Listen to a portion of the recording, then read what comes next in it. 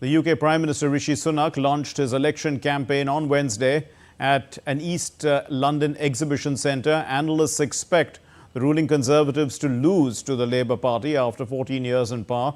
Sunak pointed to signs of economic recovery, including falling inflation and the fastest economic growth in nearly 3 years, as evidence of the Conservative Party's strength. To 2%, we have delivered on my first priority, to drive inflation back to normal.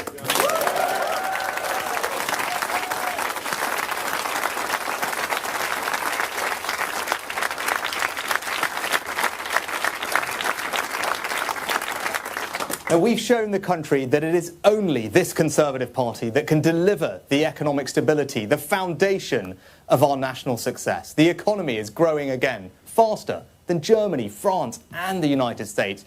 Wages have been rising faster than prices for 10 months now. The economy has turned a corner. Friends, our plan is working. Meanwhile, Keir Starmer, who's the leader of the opposition in the UK, the Labour Party, also kicked off his election campaign on Thursday, addressing supporters in Gillingham Football Club in Kent. Starmer promised that voting for Labour would mean a vote to rebuild the country. UK's former chief prosecutor, Starmer, vowed to bring stability and also change to a disgruntled electorate. If you want change, you have to vote for it. And if you vote Labour, it's a vote to stop the chaos, it's a vote to turn the page, and it's a vote to rebuild our country together. And Ollie Barrett now joins us from London with more on these stories. Ollie, how ready is the UK for this general election?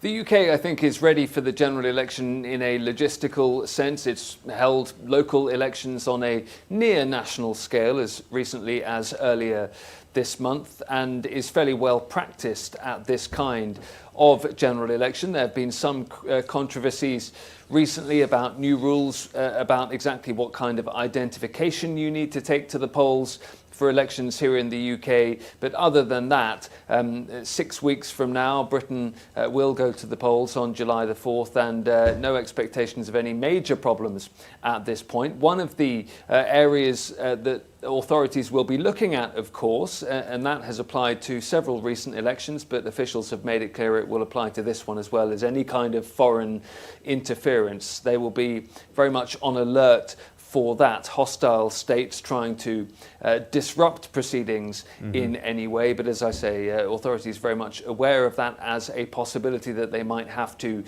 deal with. One of the nearly unique characteristics of this election is the fact that it's happening in July. We haven't had a July election in this country since 1945. Okay, that's a long time ago. Well, Ollie, also the UK is a multi-party system, but people generally just talk about the Conservatives and Labour. What's the political landscape like?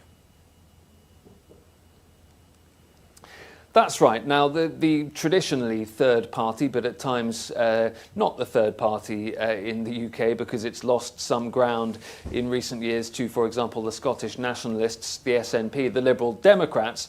The Liberal Democrats are trying to target a number of Conservative Party seats in the UK, particularly in parts of southern and western England. They hope to recover to become something like the third party in national politics again at Westminster. You do have the SNP in Scotland, traditionally have campaigned on issues around Scottish independence. They've had a very difficult time politically recently.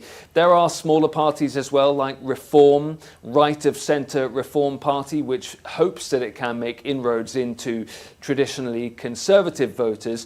But what often happens at general elections in the UK is that voters who might have dealt some of the major parties a protest vote in local elections between Westminster votes, often they return to the major parties at the time of general elections. And that's why we do often end up in this country with a first past the post system. More often than not, you do get a majority government, which is either the Labour Party or the Conservative Conservatives in, let's say, modern political history. So I think that's the expectation probably this time around as well. And if you look at the polling suggests that what is most likely this time around is a majority for a Labour government led by Keir Starmer. Now, the Conservatives will say there is time for them to recover. They believe that the Labour lead in the polls is what they describe as soft. They think they can make inroads and return to government after July the 4th. But as I say, all the polling, all of the data that we have recently suggests that will be